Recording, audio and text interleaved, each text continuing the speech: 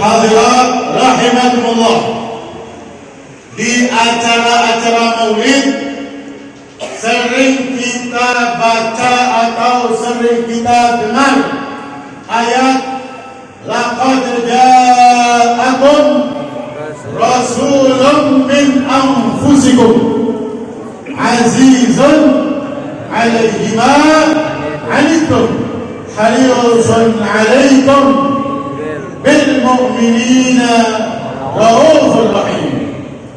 Para ulama menganjurkan untuk mengambil berkah dengan membaca atau mendengarkan ayat ini di acara-acara maulid atau sebelum pembacaan maulid. Kenapa? Karena mereka para ulama ingin mengenalkan kepada kita siapa sosok Nabi kita Muhammad sallallahu alaihi wasallam. Renungkan, perhatikan baik-baik ayat ini. Laqad ja'akum rasul, sungguh telah datang kepada kalian seorang utusan, datang kepada kita Nabi Muhammad sallallahu alaihi wasallam. Artinya adalah Rasulullah sallallahu alaihi wasallam siap membantu kita. Nabi Muhammad siap untuk menolong kita, bukan tatkala kita di akhirat atau di alam barzakh saja. Di dunia ini sampai saat ini Nabi kita adalah Nabi Muhammad yang laqad ja'akum, datang kepada kita, siap membantu kita, siap menolong kita. Dalam ayat yang lain Allah Subhanahu wa taala menegaskan, wa'lamu anna fiikum Rasulullah. Ingat, ketahuilah bahwasannya di tengah-tengah kalian ada Rasulullah sallallahu alaihi wasallam. Oleh karena itu, kita sebagai umat Nabi, sebagai umat Islam, wajib untuk menyapa beliau, untuk menyapa Rasulullah setiap hari minimal 5 kali di saat terbaik kita, dalam keadaan terbaik kita, yaitu di saat kita sholat. Wajib di dalam sholat ada rukun yang wajib dikerjakan. Jika tidak, maka sholatnya tidak sah. Di antara rukun sholat adalah tasyahud akhir. Di dalam tasyahud akhir kandungannya ada menyapa Rasulullah sallallahu alaihi wasallam. Allahumma shalli dengan kalimat assalamu alayka ayyuhan nabiy wa rahmatullahi wa barakatuh. Menyapa beliau, mengucapkan salam kepada beliau wajib. Tidak diucapkan dosa besar, berarti tidak sholat. Sekarang adakah jawaban dari Rasulullah SAW? Pasti, karena menjawab salam hukumnya wajib. Hanya saja ada hijab antara kita dengan Rasulullah SAW. Namun beberapa orang saleh, beberapa wali Allah langsung mendengar jawaban salam dari Rasulullah SAW ketika orang soleh tersebut atau wali tersebut mengucapkan assalamu alayka ayyuhan nabiyyu wa rahmatullahi wa barakatuh. Bahkan para ulama fikih memasukkan, jika di saat sholat kita tidak bisa khusyuk dari awal sampai akhir, tidak ingat sholat kita, tidak ingat Allah dari awal sampai akhir, para ulama fikih memasukkan 3 tempat ini. Jangan sampai ketika kita di tempat ini lagi sholat tidak ingat Allah, tidak ingat lagi sholat. Yang pertama adalah ketika mengucapkan wajjahtu wajhiyah, aku hadapkan wajahku kepada zat yang telah menciptakan langit dan bumi. saat kita mengucapkan wajah wajhiyah, ingat kita lagi sholat, ingat siapa yang kita sembah. Kelewat juga, lalu takbiratul ihram, kelewat, gak ingat Allah, gak ingat sholat. Yang kedua, ketika mengucapkan iyyaka na'budu wa iyyaka nasta'in, hanya kepadamu ya Allah kami menyembah, hanya kepadamu ya Allah kami minta tolong. Saat itu jangan lupa kepada Allah, jangan lupa kita lagi sholat, kelewat lagi. Waktu mengucapkan iyyaka na'budu wa iyyaka nasta'in, lupa dia. Yang terakhir, jangan sampai lupa. Assalamualaikum ayyuhan nabiyyu wa rahmatullahi wa barakatuh. 3 tempat ini dijaga di saat kita sedang sholat. Ini bukti dari ayat Al-Quran, wa rafa'na laka dzikrak.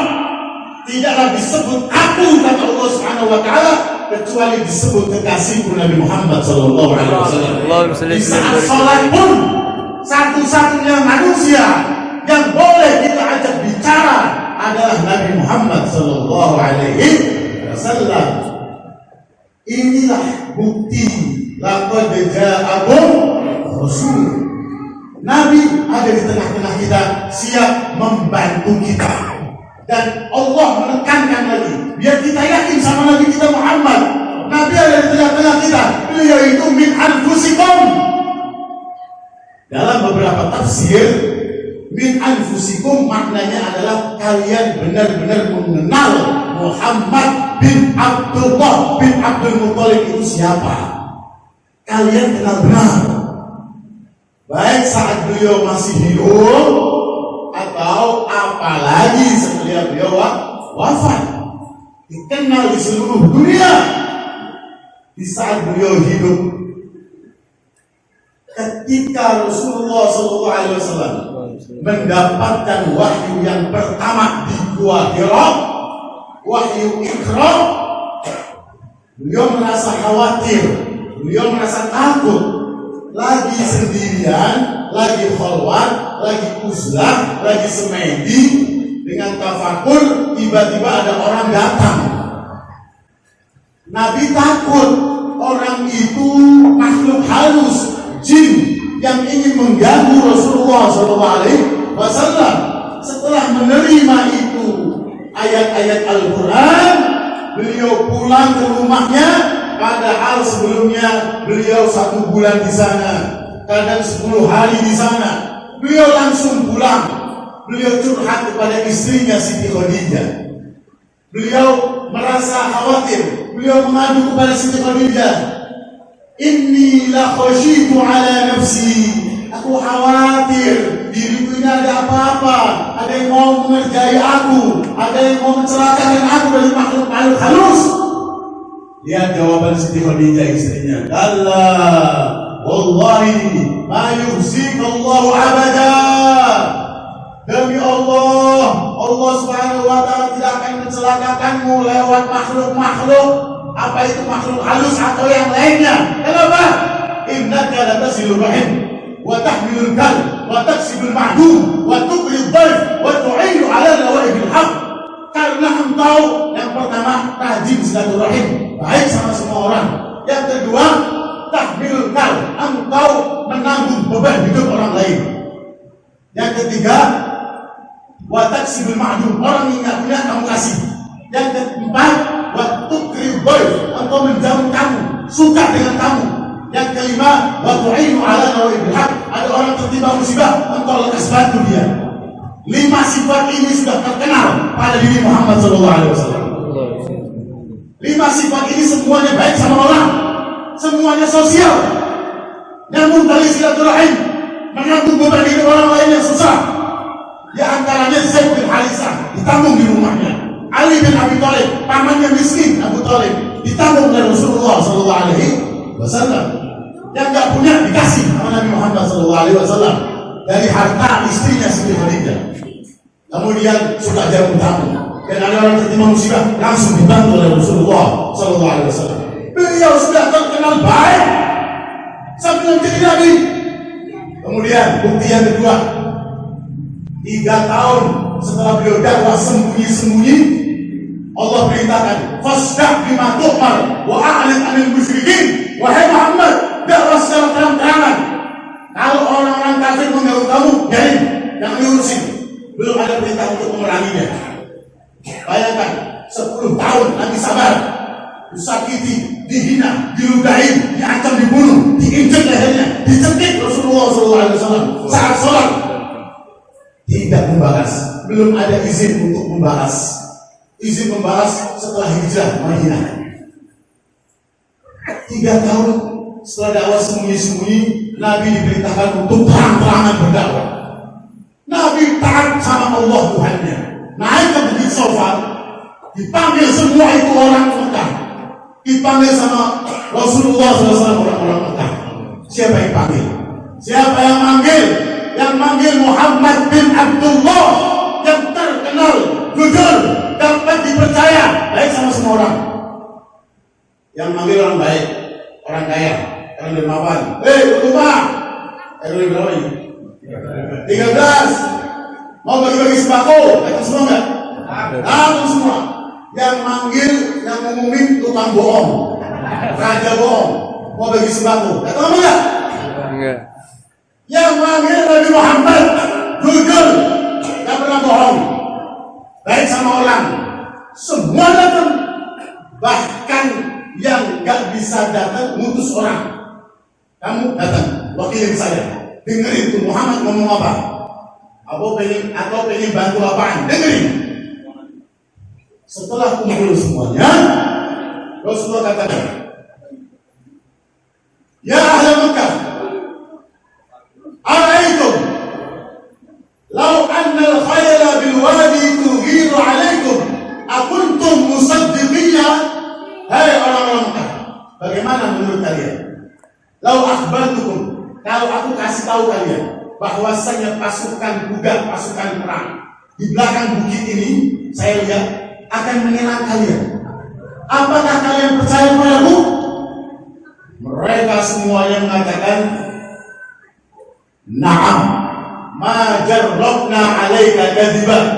Mereka semua mengatakan, kami percaya kepadamu wahai Muhammad, karena kami tidak pernah mendapati kamu berbohong satu kali pun. Kami percaya. Ya, jawaban orang-orang Makkah. Kenal nggak sama Nabi Muhammad? Nah, orangnya tidak pernah bohong, jujur. Akhirnya Nabi mengatakan, kalau begitu, ketahuilah bahwasannya aku adalah utusan Allah untuk kalian dan untuk semua umat manusia.